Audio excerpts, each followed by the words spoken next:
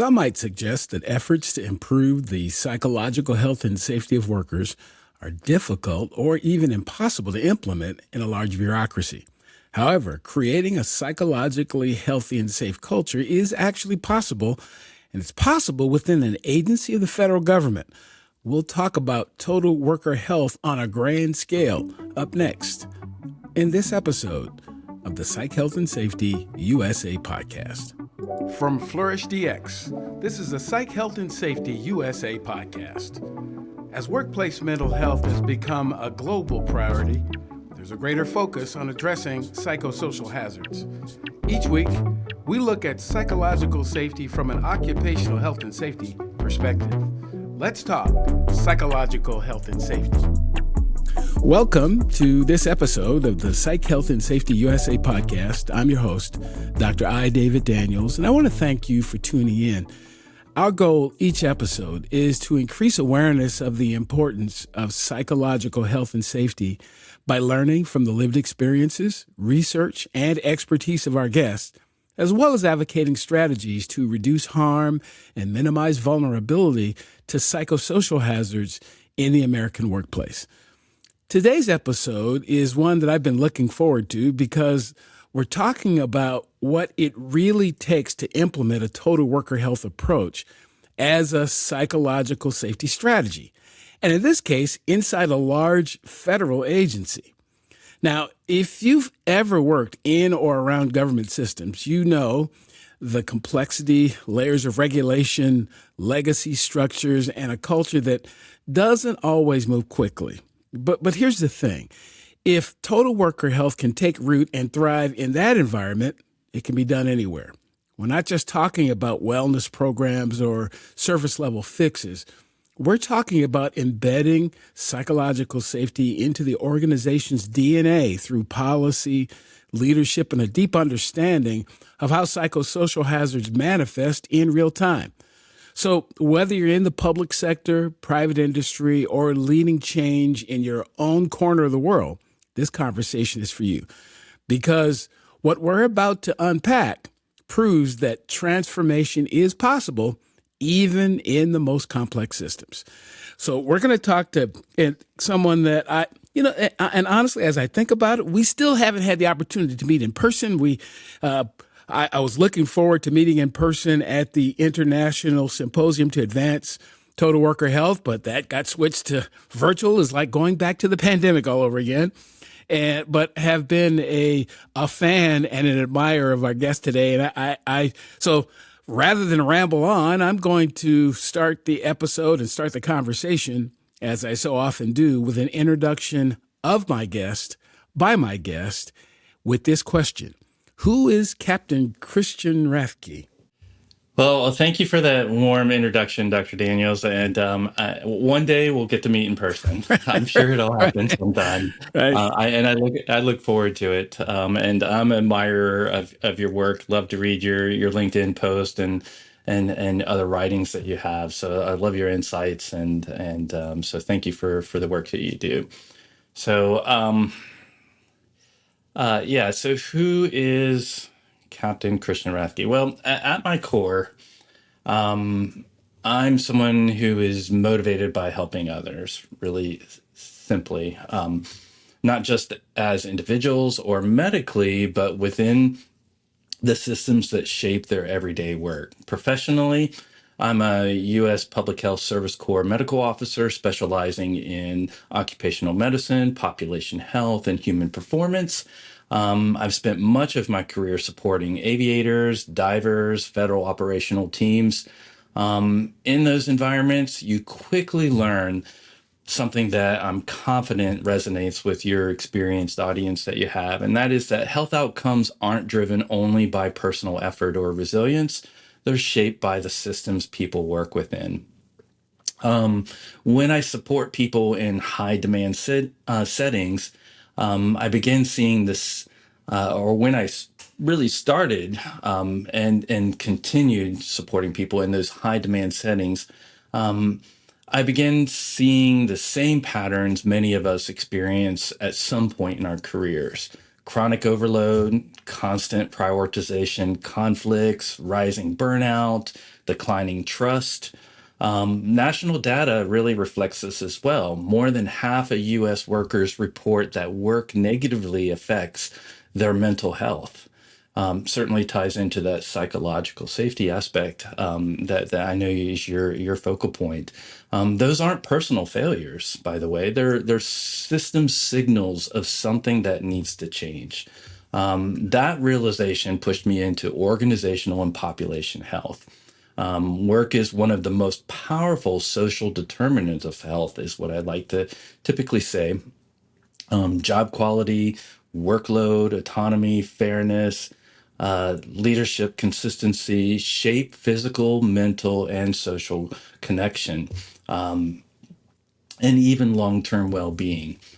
Today, in my current role, my current assignment as a medical officer, I'm the director of the Total Worker Health program at the National Environmental Satellite Data and Information Service. That's a mouthful, so I'll just use NESDIS as short as the acronym. My focus is integrating health into how we design work, lead teams, manage workload, and make decisions. Healthy work systems don't happen by accident. They're not accidental. Whether intentional or not, work is always being designed through policies, technologies, leadership habits, and organizational routines.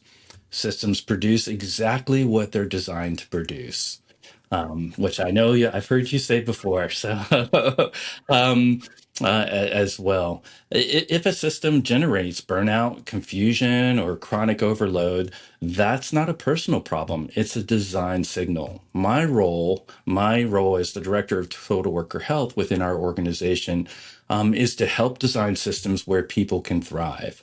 And in our environment where national climate data and satellite operations depend on human judgment, designing healthy systems isn't just good practice, it's essential to our mission success.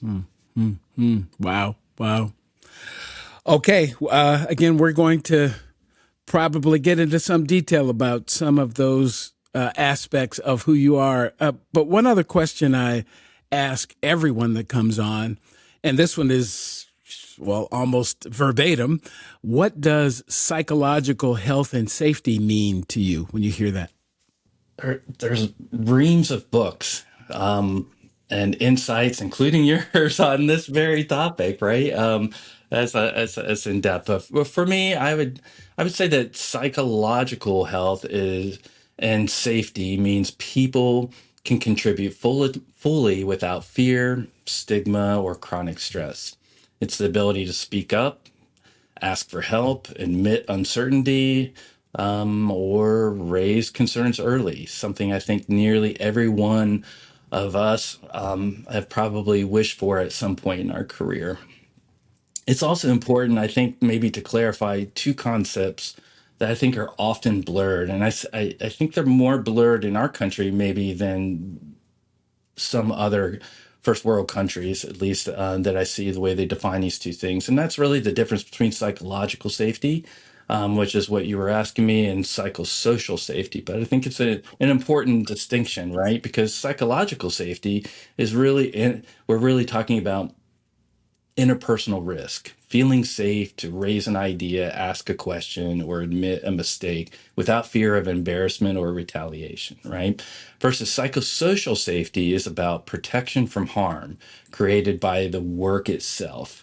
In other words, workload, job demands, role clarity, change management, autonomy, fairness, leadership practices. That's what we're really talking about when we talk about psychosocial safety. And there is a lot more data. If you were looking at the breadth of data that's available, there's a lot more research and data around psychosocial safety than there is psychological safety if you're just looking collectively.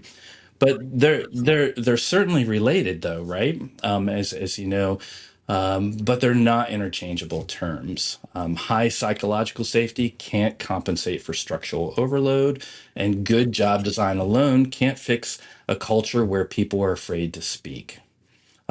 This distinction matters because many of today's workforce challenges, burnout, for example, harassment, job insecurity, and chronic overload are psychosocial hazards.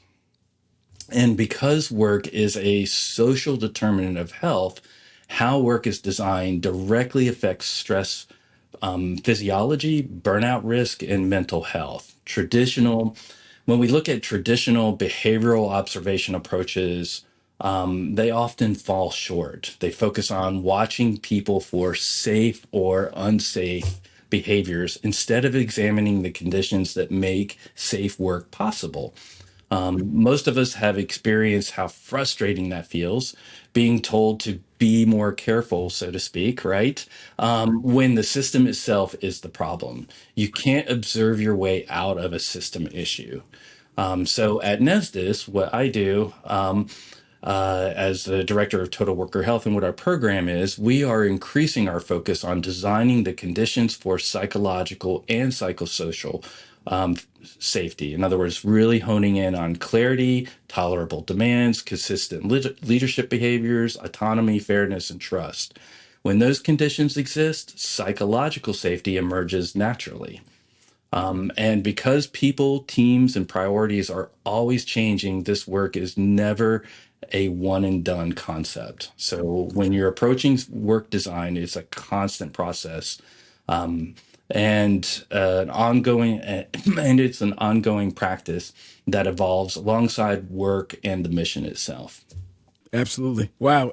It is absolutely refreshing to have a conversation with someone in the United States. And when I started these conversations, 3.5, getting close to 4 years ago, I didn't really know that there were a community of people out there working on this. I really heard about it from other countries, and it's actually refreshing to know that we do have here in the United States. We may not have a law in place, but we do have people who understand the concepts and in some cases have been doing the work. It may have been called something different. I am of the belief that the focus around total worker health in the United States is probably our best way to get at psychosocial safety, to address psychological safety. It's under that total worker health umbrella. At least I believe that. It's something that's recognizable to people. And again, but that distinction, as you mentioned, is just so important because people will tend to do one or the other and don't recognize that you have to do both. You can't just, hey, it's psychologically safe here, but there are these things that are built into your systems that if I can't speak up about them, it doesn't matter. But if I do speak up and those things don't change, it also doesn't matter. So they both have to happen. That's just really, that's good to hear. And I wanted to chat a little bit more about the total, how did you come around to the total worker health concept in NESDIS? Yeah, no, that's a fair question. And by the way, I'm so happy you brought up the fact that there is a lot of good work being done here in the country. People like yourself, and I just come across so many people that not only are smart and systematic in their approach, but just genuinely caring and really want to see things change for our workforce as a whole throughout the country. So, I mean, kudos to just all the tremendous work that's being done out there from multiple different disciplines, not just total worker health. It's really pretty darn amazing. But to answer your question, my introduction to total worker health came through occupational medicine, really, where you quickly see that many health concerns people bring to work, stress, fatigue, burnout, for example, are symptoms of upstream systems issues like workload, unclear roles, and unmanaged change. So earlier in my career, I had a tendency to focus on crisis management, prevention, wellness activities in the occupational medicine world, right? But over time, I grew frustrated with those things.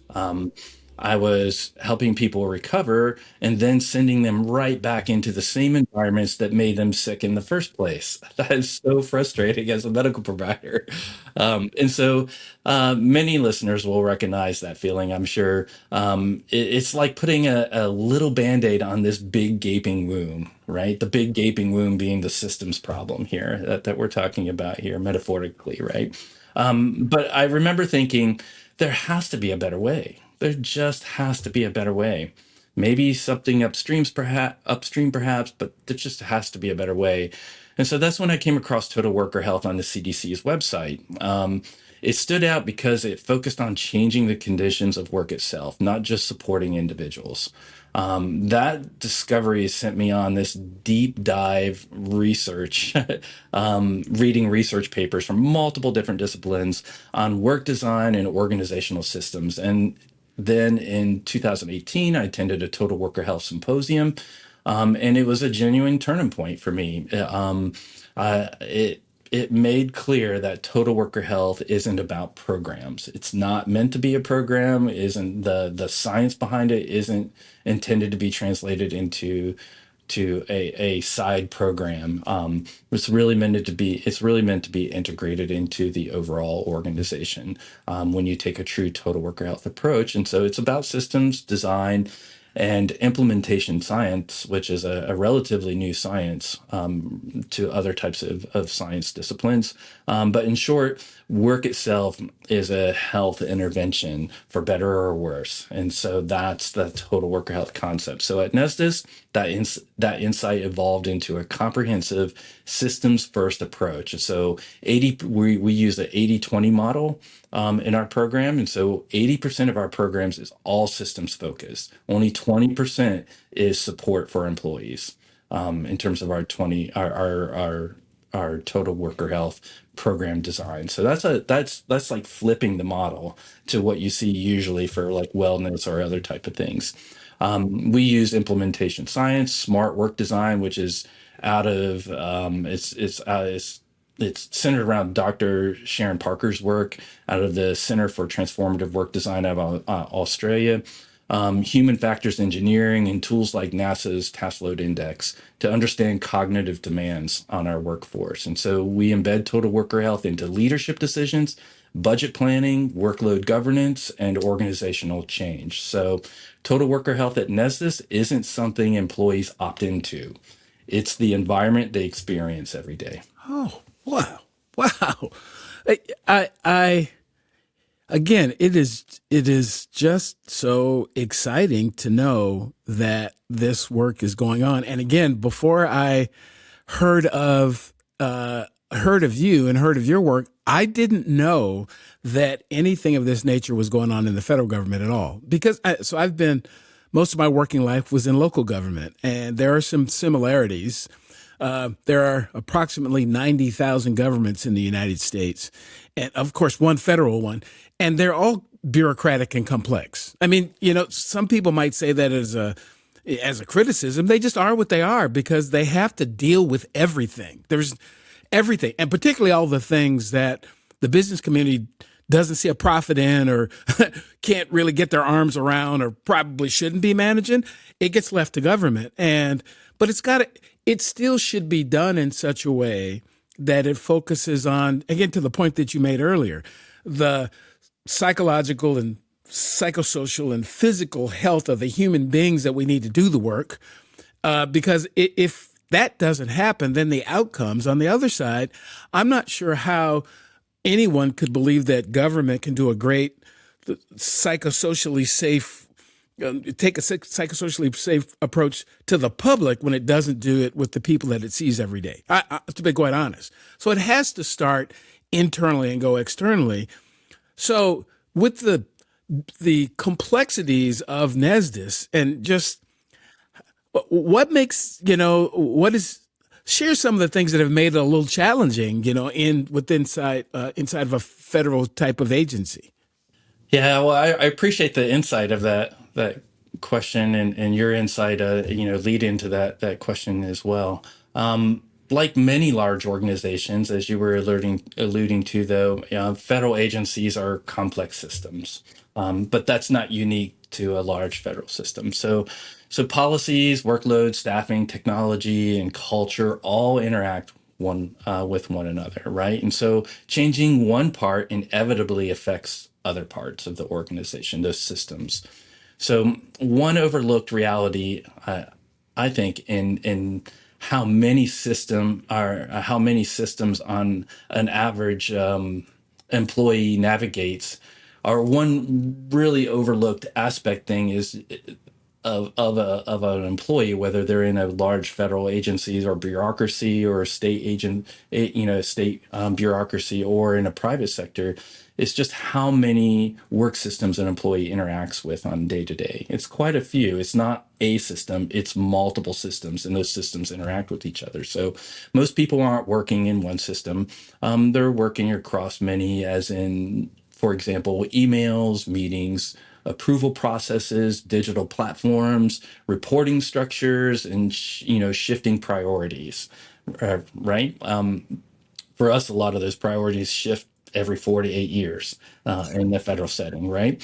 And so when those systems aren't aligned, people experience that misalignment as confusion, rework, delays, cognitive overload, something I'm sure most of your listeners have felt firsthand. I know I have. So psychological safety requires addressing those systemic risk, not just interpersonal ones. We have to address those psychosocial aspects at the same time as, just like you said, as the psychological risk aspects. So traditional safety approaches often focus on observable behavior, which is unintentionally reinforcing kind of the mantra of blame the human, ignore the system. That erodes trust and shuts down learning. When that's allowed to be pervasive, that type of mantra is allowed to be pervasive within an organization. NESDIS uses implementation science, which is the science of turning evidence into practice. It helps us test ideas in real world conditions, learn quickly, adapt, and scale what works. So we modify tools, things like the NASA Task Load Index helps us understand cognitive overload. We implement things like the smart work design, which I alluded to Dr. Sharon Parker's work out of Australia. Helps us redesign employee autonomy, clarity, and tolerable demands. And none of this works without trust, though. And that's a really important ingredient here. People won't surface risk or participate honestly unless they believe leaders will act responsibly. Trust is the currency that makes system level change possible. Right, right. Yes. Yeah. No doubt. No, absolutely no doubt. You can, again, you're making so many wonderful points. The fact that, we have to interact with all of these different systems all going on at the same time. And you mentioned the 4 to 8 year change. Sometimes I think folks in the outside of public sector types of environments, they think that the experience is so different, and it's not. Because, as a matter of fact, the Bureau of Labor Statistics will tell us, and the data I've been able to come across since the 60s, that the average person is going to be on their job 5 years or less. If you take the average across all industry, across all age groups, it's about 5 years. So we tend to highlight the person who's been in the same organization for, 5, 10, 15, 20, 30 years. Those are the anomalies. Most people are experiencing their own change. They're going to a different job, or they're being bought out, or they're getting promoted, or they get a new boss.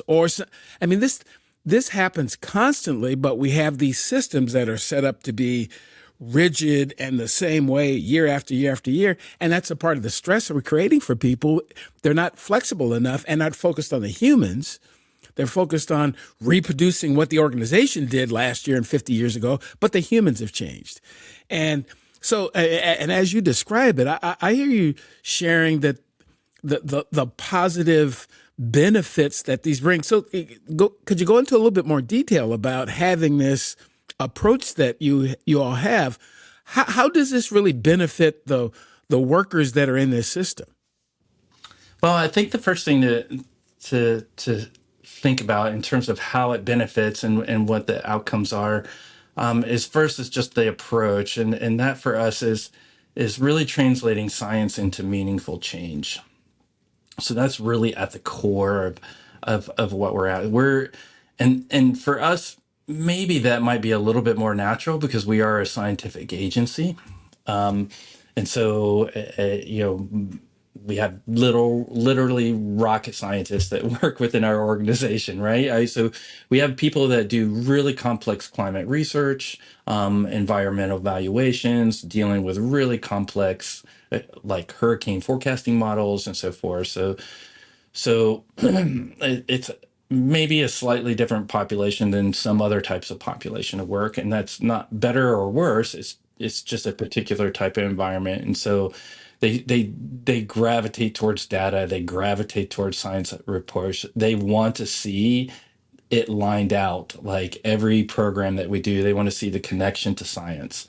They say, "Can you? What's this tied to? Can I read the original research?" And they're that population, right? But when I think about what we've done here at NESDIS within our organization, we've done a couple things, and these things can be translated and scaled to private or other federal sector, public sector organizations as well.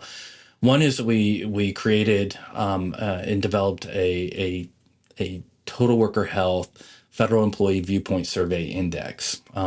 This gave us a systems level view of psychological climate, clarity, leadership support, and burnout risk within each of our programs. And we were able to heat map that out across each of our programs to see where problem areas were. So that was really super helpful, and that gave us visibility into things that we had never had visibility into. But that also helped executive leadership draw a connection between the way work is designed and how it's affecting our people in terms of health outcomes as well. We also, in our burnout research pilot that we just completed, it was 2 years of research. We identified 3 structural drivers. Almost everyone probably would recognize: the driving burnout, meeting overload, staffing mismatches, constant change. And we redesigned work practices accordingly. So we were really focused on what parts of work were causing burnout versus trying to build resiliency and telling people to fix themselves before they came in the front door. Right. So Right. there's a very different approach, our paradigm shift of what we typically see in the workforce. So like I said, we redesigned work practices accordingly. Something behavioral checklist probably could have never uncovered before. Those identifying the actual business practices driving burnout. All of this happened against national trends of rising burnout and declining trust. And so I'd like to say that the problems of society are the problems of the workforce. They're not separate.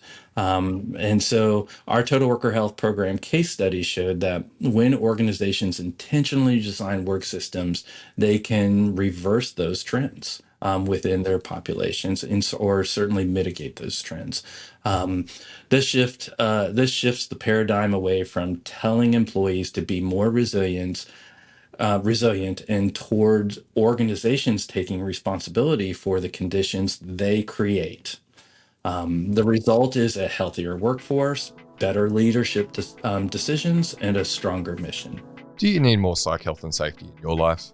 Then head over to the FlourishDX Academy for several free on-demand e-learning courses. If you're an internal professional, follow FlourishDX on Eventbrite to register for any of our free fortnightly interactive webinars. Our flagship professional practice program is also exclusively available for internal professionals. The 12-week course blends theory, applied practice, and interaction with other professionals through live lectures and a monthly community of practice session.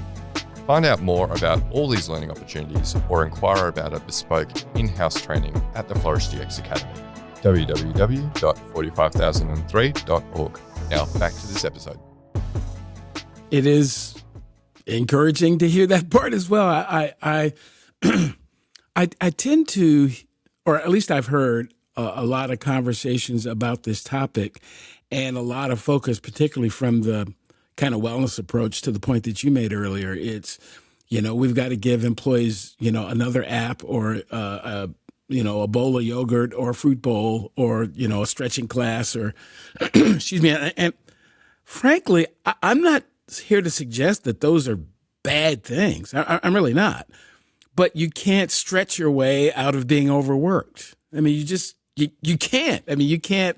And we, send them to EAP or have them talk to a therapist or whatever. And again, back to another point that you made earlier, we're simply sending people who have really good tools to address stress, and they they can do a meditation, or they could do a thing, but you send me back into the same environment that requires me to use that tool all the time, as opposed to, well, why don't we address what's going on in the environment that's actually quicker, easier, and cheaper to fix? Because what I find in a lot of these environments is a lot of these psychosocial hazards are not in place intentionally. They're not. It's just something got started 40 years ago, 15 years ago by somebody, and we just have that rule that we do X. The people who started it, most of them don't work here anymore. Some of them aren't even living anymore, but we keep doing it. And we all look at each other and go, well, why? Again, the question I continue to ask, we have our work days and our work week is regulated by a statute that focuses on what people were doing in 1938. And I don't know whether that's as applicable. We've got lots of other things, but that just hasn't changed. But we keep doing it that same way. We had, in February of 2020, there were these large organizations. There's no way we could have people working remotely. And a month later, they figured it out because they had to. And some of those same organizations are now, we got to get everybody back into the building. Why? Because we used to and felt like we should. There's not a real good reason other than we think we should. And we're bringing people back into the very environments that have been unhealthy for them. And so again, there's some days I don't get it. But before I get too much off on a rabbit trail, there's a word that you used a while back that I want to pull the thread on again, though, that concept of trust. And I think some of those, there's an alignment when I share data in a survey that you provide for me in the agency, and I share with you that there are some burnout, kind of signs coming up. There's some things going on that are troubling for me. And you do something about it, or you take some steps in that direction, you build trust, and I build trust as well. At least I think I do. So chat a little bit about how trust has really influenced the success you've had with total worker health in the agency. Yeah, great point. And thank you for I just slight sidetrack, and then I want to answer your question because I think it's so important. Is that you, I think, very rightly and very heartfully brought up the point that most organizations don't intentionally design poor work design to create bad health outcomes for employees. In fact, most executives that I interact with on a regular basis, and I often get consulted from other federal agencies and sometimes from the private sector as well. But most executives that I work with and interact with and have interacted with, and I would even equate this to regardless of an administration, doesn't matter the administration, political appointees, really want help. They care about their employees, and they realize they can't accomplish their goals without a healthy workforce. And so they're clamoring and want somebody to come with some sort of substantive answer. And people that have been executives for lots of years are frustrated because programs have come and gone, and they come with all these big promises, and they oftentimes measure success by how many people showed up to a training or whatever. The outcomes don't change. Their workforce suicide rates don't drop. They're not seeing improved health outcomes. They're still having the same amount of sick day leave or sick days that people are having. That they had, in years prior. They're just not seeing improved health outcomes for their workforce, right? And they don't typically see these. They see these short spikes in morale, maybe. Oh, thank you for doing that, but then it goes away. Or it's tied. These wellness type programs are tied to personalities. One leader championed it, and as soon as they move on, then it's gone. It dissolves, right? And so they're looking for something substantive. How do I really make a difference for that. So I just wanted to emphasize that point, that I think most leaders want real answers. Most executives are looking for something that is going to make a difference. The problem is sometimes that you run into with that is that when you walk in with Total Worker Health is not a program that does a bunch of stuff and reports to leadership of how we're doing. Total Worker Health, when we designed this program, which is a really unique program within the federal government, the way we designed it, it's the Total Worker Health team telling leaders how to change. They're the change agents. They have the authority to change operations. Medical officers don't have the authority to change operations, the way operations are done, right? In the federal government, those are congressionally mandated appointed authorities, right? And so I don't have that to change those operations. And so Total Worker Health, when it comes in the organization, you're guiding in a very trusting relationship with executives. You're helping them transform their organization. They're the transformers, not a program that just reports about what we're doing to change. So that's a very different paradigm shift as well. So to get to your trust piece then, because I think that's a segue into this trust piece. So trust, I think of trust as the accelerant of organizational health. Without it, people don't speak up, challenge assumptions, or engage honestly. So at NESDIS, trust allowed us to move beyond compliance-driven safety models and into real conversations about workload, clarity, and system strain. Employees shared their realities openly with us, and leaders acted very visibly to those responses. Very important part of increasing trust. In fact, I would say that trust is perhaps maybe one of the most expensive investments an organization can make. It takes time, and it's easy to tear down. It takes a long time to build up. For the first time ever for us, what that resulted in is that we were also able to talk about openly what we would stop doing as an organization, and followed through with that based on what our true workforce capacities were. So we were able to measure that, get input as to what our capacity really was, and understand that through like the NASA Test Load Index. And what that did and what that resulted in is it signaled to employees that their voices mattered and that leadership was serious about designing sustainable systems. So trust isn't a byproduct. It's the infrastructure that makes total worker health possible. Wow. Wow. Yeah.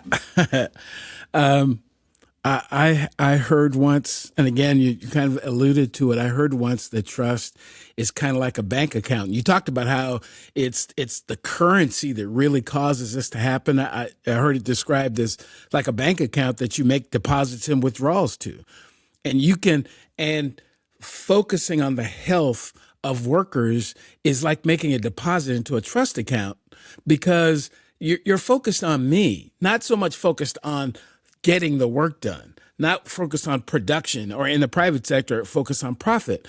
And it is, again, amazing to me that people don't make that connection. As long as there are human beings involved, it is important to be able to make a deposit to the trust bank to get the people that we're working with. And I don't believe that people work for anyone. We work with one another. We have different roles. You may have more or less responsibility than me, but we don't own people. That we as a country decided to make that illegal back in 1865. So we don't own people. They aren't my employees.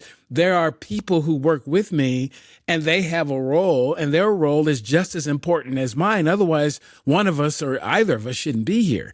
And it requires that investment all the time to the trust bank. So the person that's taking most of the risk, and again, I think that's one of the issues, is that people don't look at, most organizations are set up for somebody to be really close to the risk and somebody to be a little bit farther back from it.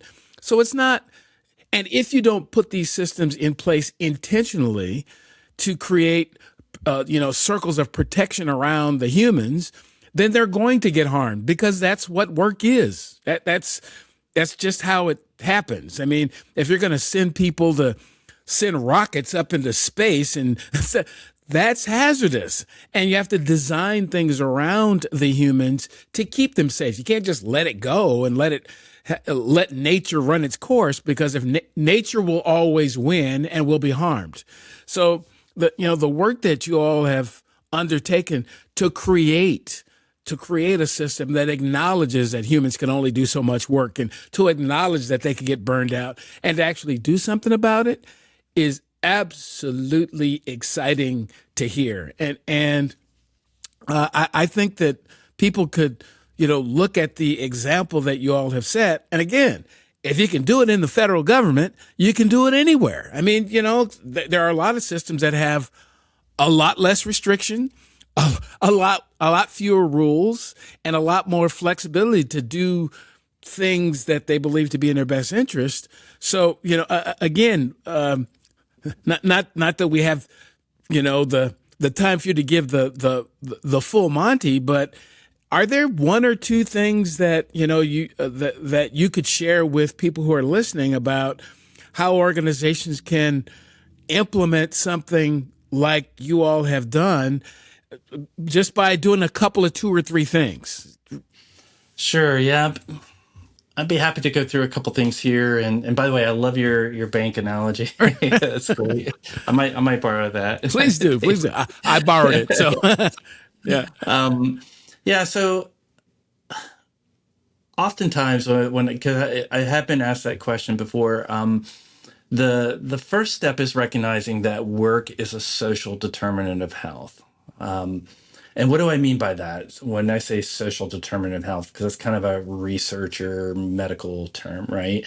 I'm really talking about the non-medical factors that have that influence health outcomes.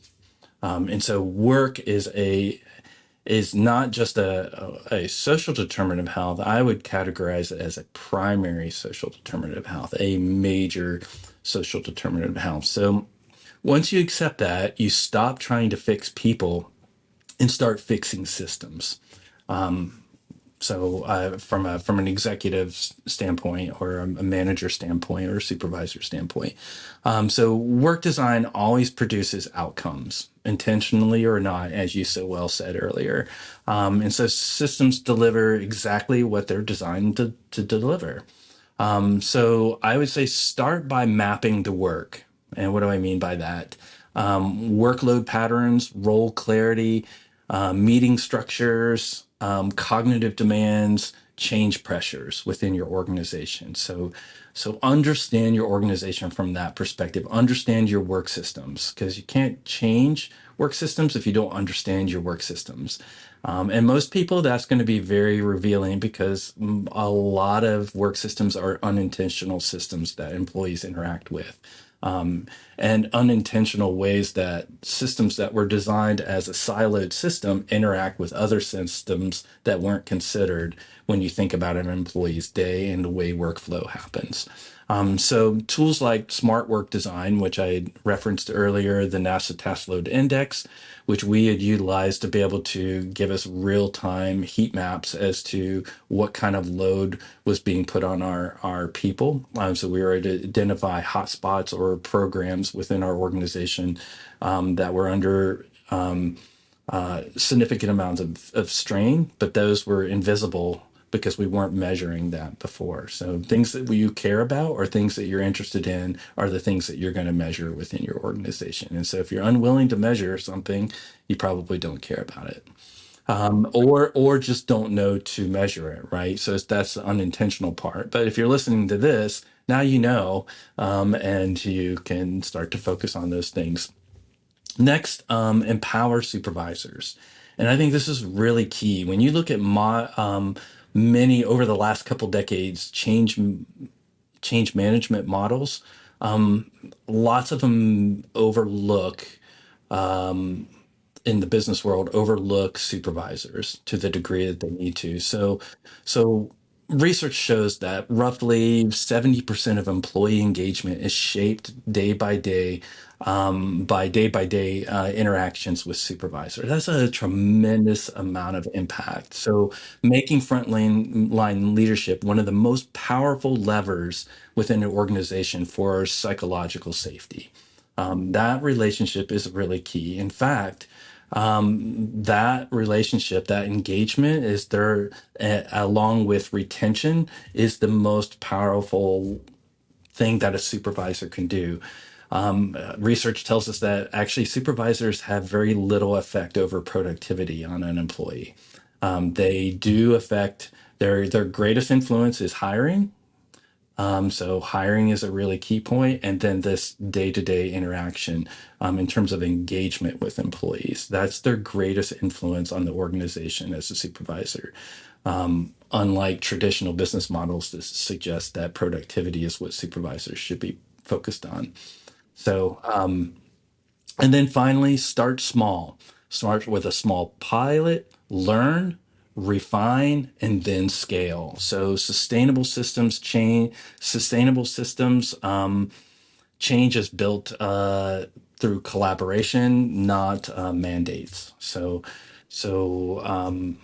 that collaboration and input that you get from your team as you build those systems or refine systems is a really important aspect. So you can't program. Programs suggest a starting and a stop point, right? You can't program your way out of systems problems. You have to redesign the conditions of work itself. Wow, that statement right there is almost one of those mic drop moments. Really, seriously, because there are lots and lots and lots and lots of dollars and time and committee meetings and reports and whatnot that are all centered around trying to change the wrong thing. And again, often it's around if we could get, Chris and Bob and Sally and Jane to do this thing, and we send them back to a system that won't allow them to do the very thing we said we wanted them to do. Or it sends them into that system not prepared. And I'll be honest about this as well. Even from a psychosocial hazard perspective, there are some psychosocial hazards that cannot be eliminated because they are part of the job. I mean, I share often when I became a firefighter, we couldn't prevent some people were going to go to sleep, with chicken wings on the stove and they'd catch your house on fire. I mean, it wouldn't matter. We could knock on everybody's door. We could have all the programs that we want. Every now and then that was just going to happen. So we had to be prepared for that contingency. And I go, well, fire's going to always burn, right? It will. Heat, fuel, oxygen, and a chemical reaction, you get fire. It just is what it is. And there are some things about our workplaces that we cannot eliminate because of the work itself. However, burnout is not one of them. We don't have to burn out doing even though the job itself or the work itself may be psychosocially hazardous, it doesn't have to kill us because we should be thinking about that in advance. How resilient do we need to help this person become because of the work? How do we, swap out so people don't, we may be able to reduce the frequency or severity of the exposure. We can't eliminate it altogether. There's things that we can do, but it just requires thinking about it. And I'm really more personally, I'm in favor of thinking about it before we expose people rather than after. Because after the damage is done, and there's a lot of damage that doesn't really have to be done if we simply think in advance, how is this going to affect these humans? And how are we going to be able to create the best environment for them? Wow. So before we wrap up, are there any other thoughts that you want to share about the journey that NESDIS has been on in this whole total worker health? And I'll tell you that you're at least in the total worker health community. I'll say it. You're kind of one of those rock star guys. Because that has taken this on and been in it and seen success over an extended period of time. And again, in the government. And like I said, a lot of us, there's a lot of perceptions that it can't be done there. And you're an example that it actually can. So, any other pearls of wisdom you want to drop with us before we conclude? Oh, well, that's very kind of you to say, by the way. Thank you for saying that. That's nice. I will say that Well, those are really nice words. I would say the day-to-day experience is very tough, right? Because there's competing, I don't want to say competing priorities because it's not priorities. We don't deprioritize people. But there's a lot of complexity that drive business. We didn't start a business to take care of people, right? We don't fly, we don't fly with the process of getting satellites to space, and all the environmental data that we deal with and so forth, that ultimately that protects life and property. Yes, that's our purpose within our agency. But to make that happen, we didn't create the organization. The federal government didn't create the organization to take care of people. It's to accomplish this task, right? Um, uh, in terms of just day-to-day work that we have to do to be able to get that up there and make that happen safely, and we get one shot. If we all the millions upon millions of dollars to put a satellite into space, if we throw it up there and we go to turn it on and nothing works, well, that's a big deal. So our tolerance for failure is low, um, as it should be. We don't take those things lightly, obviously. But it's hard. There's a constant struggle to create those, to stay within budget, to make these really complex decisions. Priorities are constantly changing, and we're trying to interact that and interject, when I sit on executive boards, interject human factors at the point of decision. And that's a complex thing, right? It's one of many variables. Right. It's That's not right. the variable. That's correct. And so that creates this natural friction that we see. That's not unique to the public sector. I mean, private sectors deal with that all the time in the C-suite, right? You have all these competing things that create this friction, and so that friction is not always easy. Um, so it doesn't feel easy in the moment. When you look retrospectively, oh, you've done this or that, but it's hard in the moment. And so anyone that's taking on this task, when you're touching a system, you can't just touch one system. Typically, you have to touch them all because they interact with one another, as you said earlier, and that's really tough. That's slow work. Systems change is slow work. You can start a quick program, a wellness program, a meditation class, things like that, and you get people participating, and you can say, look, we've done this or done that. But systems work is slow, it's deliberate, takes lots of work, research, relationship building, and it's not just within your organization. It's usually you have to deal with, for us, not all things that affect our work design are here. They're higher up in other places in federal government. So I have to work with those entities as well to alter work design. And that's complex and slow and lots of explaining of why. What are you doing again? Why do you need that data? But if there was one takeaway I'd leave listeners with today, it's this: work is a major social determinant of health. Don't forget that piece because that's really the driver of change. When we design work with clarity, fairness, and psychological safety, we don't just help employees, we strengthen the mission and the communities people live in as well. Healthy work systems create healthy people, and healthy people do incredible things. Absolutely.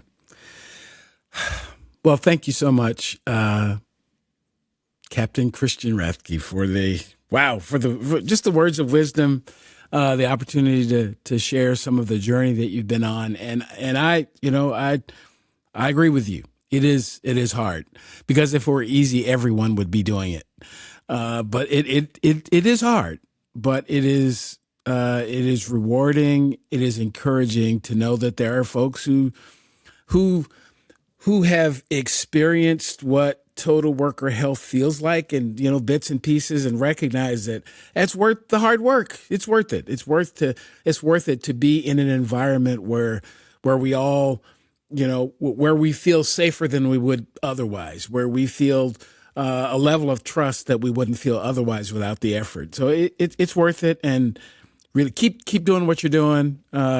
Keep it gives me hope that it's possible again in the most complex and most bureaucratic of environments. If it's possible there, it's possible everywhere. So thanks very much. Thank you. Much. So for those of you who are watching or listening to this podcast for the first time, welcome. Hopefully something that you've heard will bring you back to a future episode. Previous episodes of the podcast can be found at psychhealthandsafetyusa.com. You can watch, like, subscribe, and share the podcast on the Flourish DX YouTube page. And please do join the Psych Health and Safety USA movement by connecting and becoming a subscriber on LinkedIn. So until next time, stay tuned and look out for the next episode of the Psych Health and Safety USA podcast. Tune in each week for new episodes of the Psych Health and Safety USA podcast. If you have a story or know of one that needs to be told, reach out to us on LinkedIn or send an email to David at id2-solutions.com or go to the Flourish DX website at flourishdx.com. We'll see you next time.